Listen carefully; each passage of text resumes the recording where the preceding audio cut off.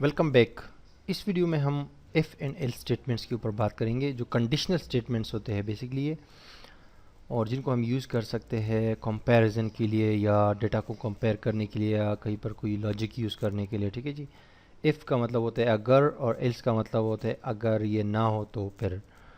तो ये दोनों बेसिकली कंडीशनल यानी कि वो है कंडीशनल स्टेटमेंट्स है, जिसमें आप कोई कंडीशन देते हैं और फिर दो क्लॉजेज होते हैं इनके।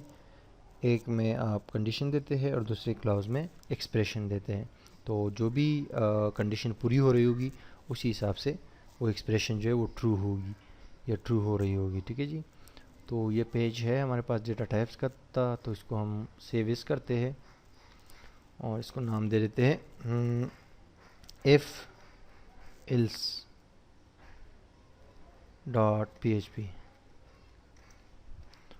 इसका नाम चेंज हो गया, अब इधर में लिख देते php इफ एंड एल्स, और ये PHP ब्लॉक यहाँ पर खाली कर देते हैं। ठीक है जी।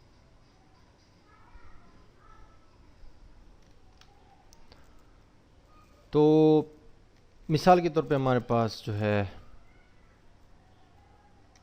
मैं एक सिंपल सी बात आपको बताता हूँ। हमारे पास एक वैल्यू है, वैल्यू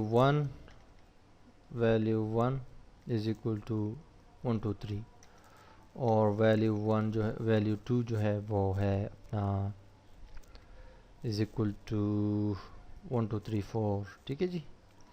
अब इफ़ की जो कंडीशन है इसकी, ये दो क्लॉजेज होते हैं। फर्स्ट दो आपने ऐड करने हैं, ये है आपका पैरेंथेसिस होते जो दो, और ये दो कर्ली ब्रैकेट्स है।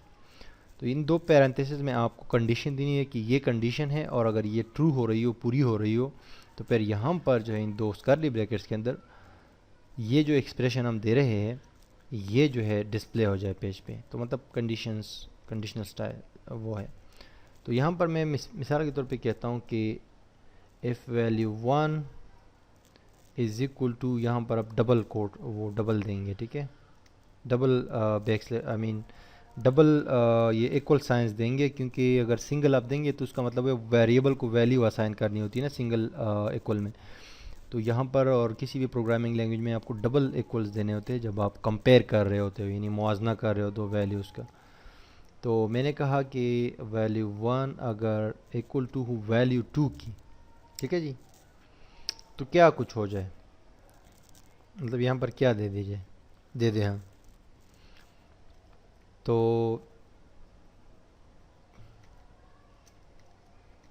सिर्फ मैंने कहा रिटर्न दे दो। ठीक है जी, रिटर्न ट्रू। अब यहाँ पर मैं जाता हूँ अपने माई PHP टेस्ट के फोल्डर में, और यहाँ पर इफ़ एल्स वाले पेज पे जाता हूँ, तो यहाँ पर कुछ भी नहीं दे रहा। ठीक है जी।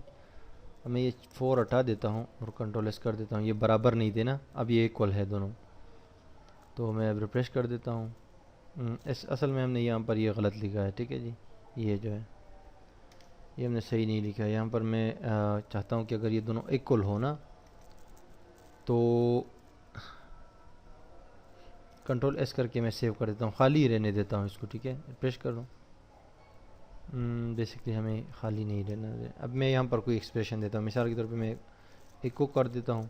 ठीक है जी, मैं यहाँ पर लिख देता हूँ ट्रू। ट्रू मीन्स कि सही बात है ये। ठीक है, अगर ये इस तरह हो कि मतलब दोनों बराबर हो।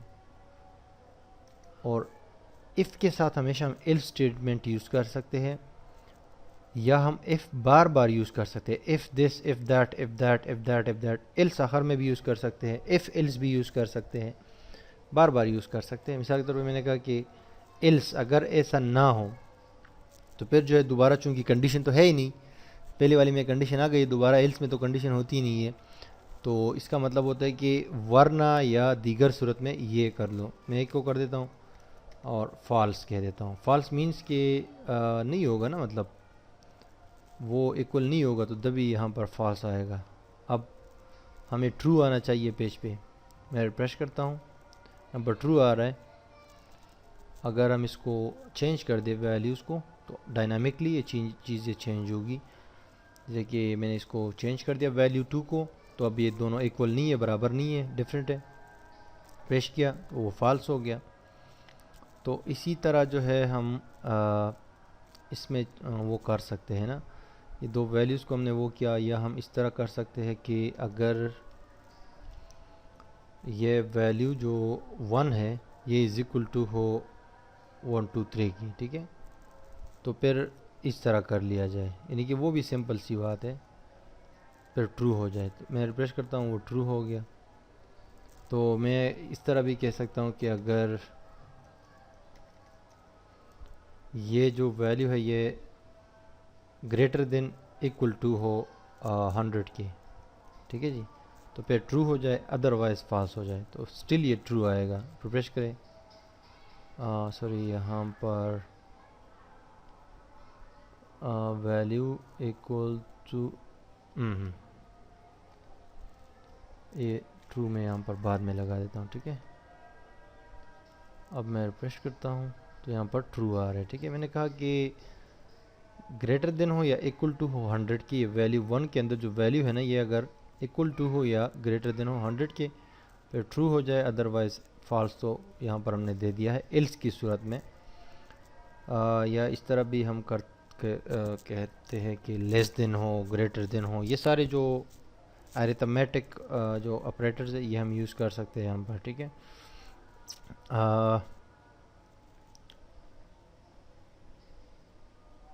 एक और हम यहाँ पर चीज़ कर सकते हैं, जैसे कि मिसाल के तौर पे person is equal to Abdul Wali और एज इज इक्वल टू 26, ठीक है जी। अब यहाँ पर मैं कहता हूँ कि इफ़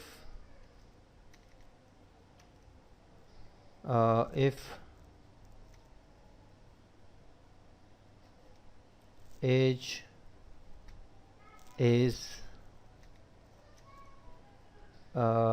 लेस देन 30, तो यहाँ पर जो है मैं इसमें कह सकता हूँ कि इको, और इको में लिख देता हूँ कि पर्सन वेरिएबल पर कंकैटिनेशन इज वेरी यंग, और एल्स की सूरत में यहाँ पर मैं एक बी आर भी लगाता हूँ ताकि वो दूसरा जो हमारे पास नीचे वाला जो एफ है वो नीचे आ जाए। अब एल्स के दो कर्ली ब्रैकेट्स में मैं सिंपली कहता हूँ कि एको,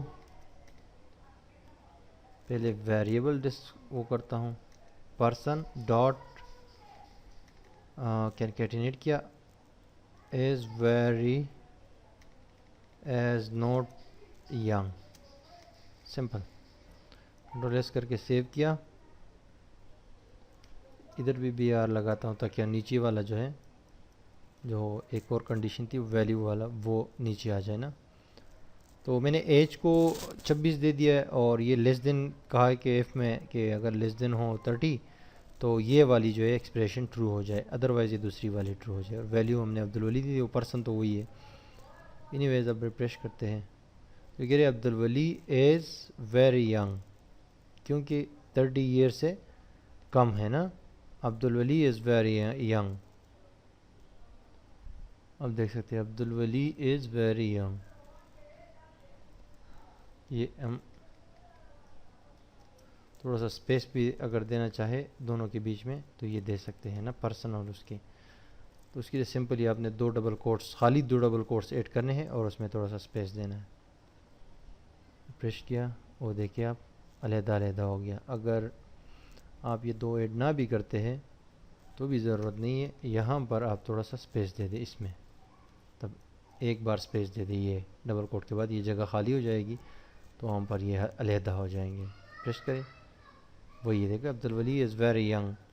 अब अगर ये हम 30 से ऊपर कर देते हैं, 31 कर देते हैं इस एज को, तो automatically Abdul Wali is not young आ जाएगा। रिफ्रेश करें, Abdul Wali is not young.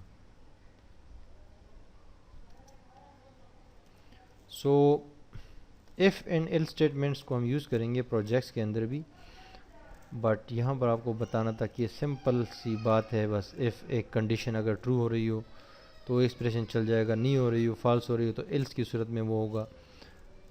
Otherwise आप जो है वो भी कर सकते हैं। मिसाल के तौर पे आपने कहा कि टेक्स्ट, या मैं सिटी कर देता हूँ, city is equal to Karachi, ठीक है जी। तो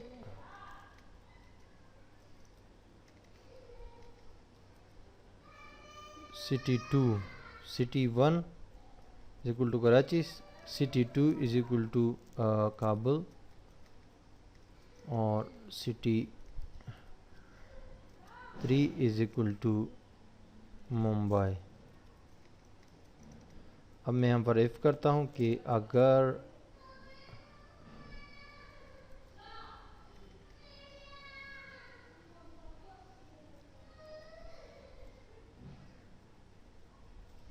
सिटी 1, सॉरी ये मैं चेंज कर, ये इसको हटा देता हूँ, एक ही कॉपी है, ठीक है जी।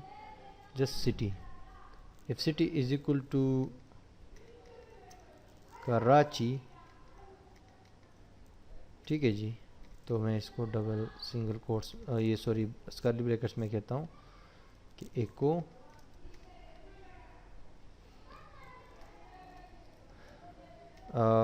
एको, सबसे पहले मैं सिटी को कर देता हूँ,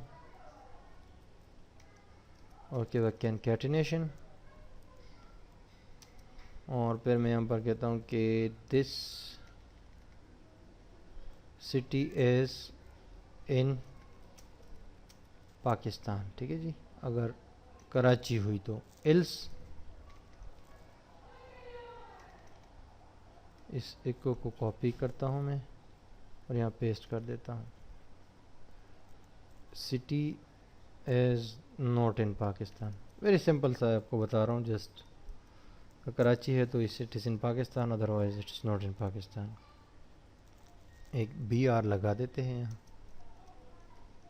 और एक बी आर यहाँ पर भी लगा देते हैं ताकि बाकी नीचे आ जाए। रिफ्रेश किया, सेव किया, कराची एज इन पाकिस्तान, ठीक है, क्योंकि वो कराची है। अगर हम इसको कराची से हटा के काबुल कर देते हैं तो यहाँ पर, सॉरी ये बेसिकली यहाँ पर हमने कहा कि city is not in Pakistan, city is Kabul, if city else echo